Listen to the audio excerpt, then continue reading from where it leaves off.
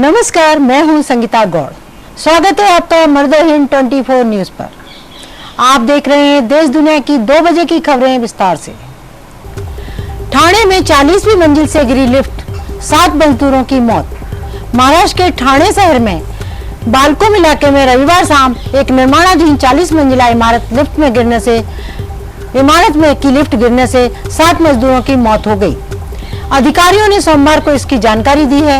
हादसे में जान गंवाने वाले लोगों की पहचान महेंद्र चौपाल 32, रूपेश कुमार दास 21, हारून शेख 47, मिथिलेश 35, कारिदास 38 और सुनील कुमार दास 21 के रूप में की गई। अधिकारी ने बताया कि जान गंवाने वाले 7 मजदूरों में से 4 मजदूर बिहार के समस्तीपुर जिले के रहने वाले हैं, जबकि 7वें मृतक की अभी तक पहचान नहीं हो पाई है। उन्होंने बताया लिफ्ट में 7 मजदूर सवार थे। महाराष्ट्र के उप मुख्यमंत्री देवेंद्र फडणवीस ने घटना में मृतकों के परिवारों के प्रति संवेदना व्यक्त की है। उन्होंने सोशल मीडिया प्लेटफॉर्म एक्स पर लिखा, ये घटना चौंका देने वाला है। ठाणे में हुए लिफ्ट हादसे से बेहद दुखी हूँ। मैं इस दुर्घटना में जान गंवाने वाले लोगों के परिवारों के प्रति अपनी गहरी हमदर्दी व्यक्त करता हूँ और घायलों के जल्द स्वस्थ होने की कामना करता हूँ। बंगाल मंत्रिमंडल फेरबदल। सुप्रीयो ने पर्यटन विभाग लेकर आईटी व नवीनकरणीय ऊर्जा विभाग सौंपा गया। पश्चिम बंगाल की मुख्यमंत्री ममता बनर्जी ने सोमवार को मंत्रिमंडल में फेरबदल करते हुए बाबुल सुप्रियो को पर्यटन विभाग से हटाकर सूचना प्रौद्योगिकी और नवीनकरणीय ऊर्जा विभाग का प्रभार सौंपा। एक वरिष्ठ अधिकारी ने यह जानकारी दी। सुप्रियो नवीनकरणीय ऊर्जा की अपनी नई जिम्मेदारी के अलावा सूचना प्रौद्योगिकी विभाग भी संभालते रहेंगे।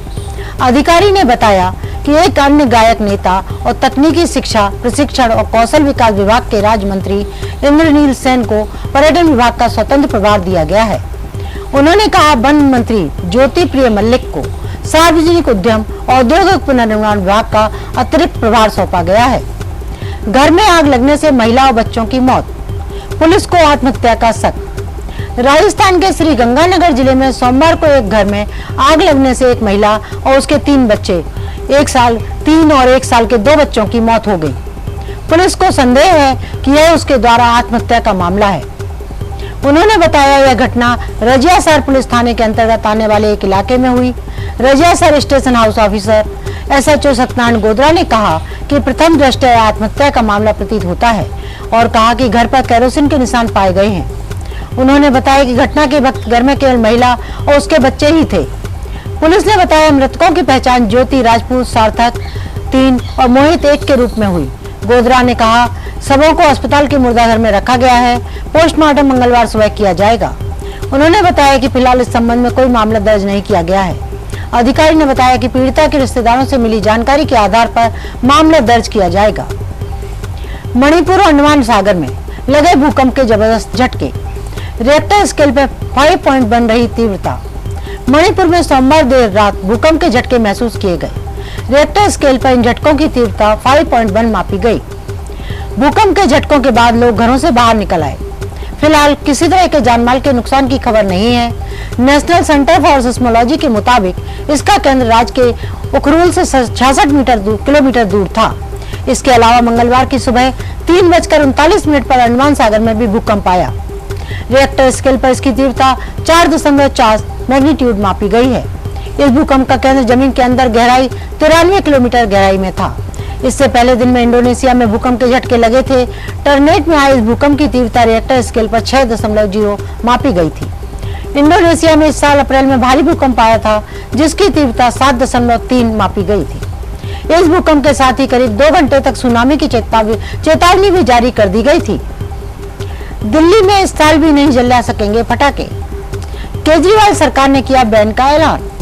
दिल्ली के अरविंद केजरीवाल सरकार में पर्यावरण मंत्री गोपाल राय ने ऐलान किया कि इस साल भी दिवाली में पटाखे नहीं जला सकेंगे। गोपाल राय ने बताया, मुख्यमंत्री ने निर्णय लिया है कि सर्दियों में सभी पटाखों की बिक्री और जलाने पर प्रतिबंध रहेगा। राजधानी दिल्ली में इस साल भी पटाखों के जलाने और बेचने पर रहेगा प्रतिबंध।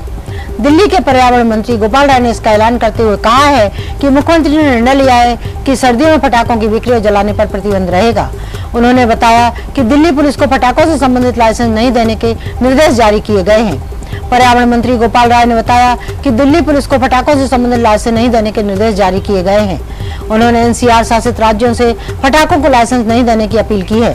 गोपाल राय ने कहा, धार्मिक आस्थाओं को मनाया जाए और लोगों की जिंदगी को भी बचाया जाए। दिल्ली वाले दिए के साथ दिवाली मनाते हैं।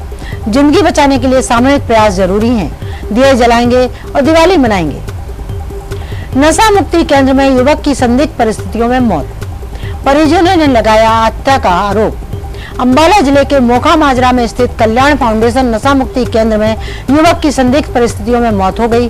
मृतक के पिता ने बताया कि गौरव नशे का आदी था, जिसके कारण उन्होंने उसको कुछ दिन पहले ही कल्याण फाउंडेशन नशा मुक्ति केंद्र में भर्ती करवाया था और देर रात उसे नशा मुक्ति केंद्र से फोन आया कि उनके बेटे की तबीयत खराब हो गई है, जिसके चलते उसे अस्पताल भेजा गया है। परिजन जब अस्पताल पहुंचे तो वहां उनको गौरव का शव मिला। मृतक के पिता का कहना है कि गौरव की हत्या की गई है। शरीर पर चोटों के गंभीर निशान प्रतीत हो रहे हैं। वहीं इस मामले में एसएचओ ने बताया कि उन्हें अस्पताल से सूचना मिली थी कि गौरव नाम एक युवक को उपचार के लिए अस्पताल में लाया गया था। वहां उसकी मौत हो गई। पुलिस ने मौके पर पहुंचकर शव को कब्जे में ले लिया। पोस्टमार्टम की कार्रवाई के बाद ही कुछ कहा जा सकेगा। पुलिस ने बताया कि अभी तक मिली जानकारी में सामने आया है कि गौरव का बीपी लो हुआ था, लेकिन पोस्टमार्टम रिपोर्ट आने के बाद ही आगे की कार्रवाई की जाएगी। फिलहाल पुलिस मामले के मौके पर लगे सीसीटीवी कैमरों की फुटेज भी खंगालने में जुटी है। हैदराबाद में बिरयानी के लिए ज्यादा रायता मांगने पर रेस्तरां में बहस, कस्टमर की पीट कर हत्या। हैदराबाद के पंजागुट्टा एक्स रोड इलाके में मेरिडियन होटल में बिरयानी खाने गए युवक की ग्राहक की कुछ कर्मचारियों द्वारा मारपीट के बाद मौत हो गई। रविवार की रात हुई इस घटना के बाद इलाके में सोमवार को तनाव पैदा हो गया।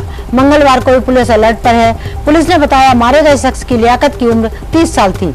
वह चंद्रयान गुट्टा के रहने वाले थे। लियाकत अपने 3 दोस्तों के साथ डिनर के लिए पंजागुट्टा एक्स रोड इलाके के मेरिडियन होटल में बिरयानी खाने गए थे, जहां रायते पर विवाद हुआ।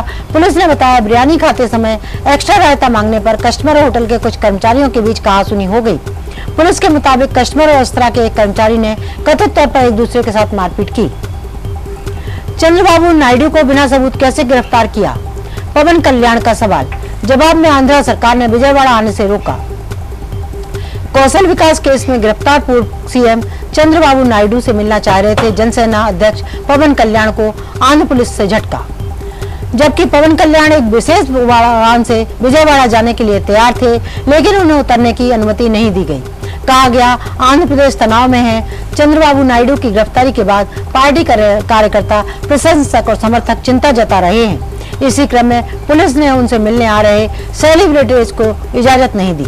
जनसेना पार्टी जेएसपी प्रमुख और लोकप्रिय अभिनेता पवन कल्याण के चार्टर्ड विमान को शनिवार को हैदराबाद के बेगमपेट एयरपोर्ट से विजयवाड़ा के लिए उड़ान भरने की अनुमति नहीं दी गई। वह तेलुगु देशम पार्टी के अध्यक्ष और पूर्व मुख्यमंत्री एन चंद्रबाबू नायडू से मिलने के लिए विजयवाड़ा जा रहे थे। नायडू को कौशल विकास निगम घोटाले के सिलसिले में आंध्र प्रदेश की सीआईडी ने गिरफ्तार किया है। जेएसपी नेताओं ने आरोप लगाया है कि आंध्र प्रदेश पुलिस ने विमान को विजयवाड़ा के लिए उड़ान भरने से रोक दिया। पवन कल्याण रविवार को मंगलगिरी में जेएसपी केंद्रीय कार्यालय में पार्टी नेताओं के साथ बैठक में हिस्सा लेने के लिए विजयवाड़ा जा रहे थे। उड़ान भरने की अनुमति नहीं मिलने पर पवन कल्याण एयरपोर्ट से लौट आए।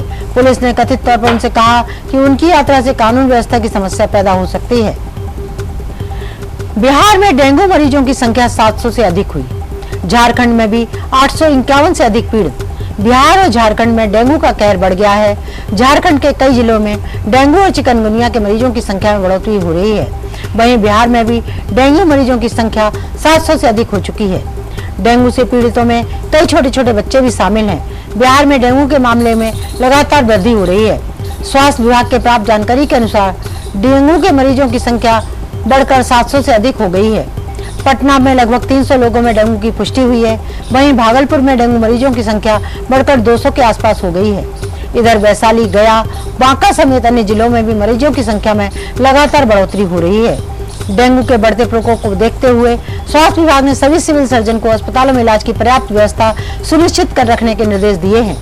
विभाग के अपर मुख्य सचिव प्रत्यय अमृत ने दावत के साथ साथ प्लेटलेट्स की भी व्यवस्था करने को कहा है। मेयर सेली ओबेरॉय बोली, दिल्ली की सुंदरता G20 तक नहीं रहेगी सीमित, बनाएंगे देश का नंबर 1 शहर। दिल्ली की सुंदरता G20 तक सीमित नहीं होगी। इससे 365 दिन साफ और सुंदर रखा जाएगा। सोमवार को मेयर डॉक्टर सैली ओबराय ने यह बात कही। उन्होंने दिल्ली वासियों से इसके लिए सहयोग करने की अपील की।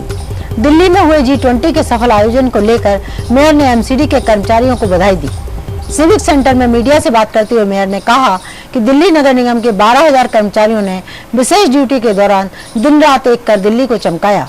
सीएम अरविंद केजरीवाल के नेतृत्व में दिल्ली को नई ऊंचाइयों तक ले जाएंगे और दिल्ली को देश का नंबर 1 शहर बनाएंगे।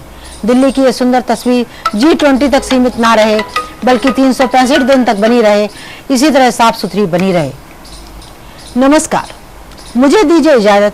आप देश दुनिया की ताजा खबरें देखने के लिए हमारी वेबसाइट motherhind.com को लॉगिन कर सकते हैं। आप हमें फेसबुक, इंस्टाग्राम पर भी फॉलो कर सकते हैं।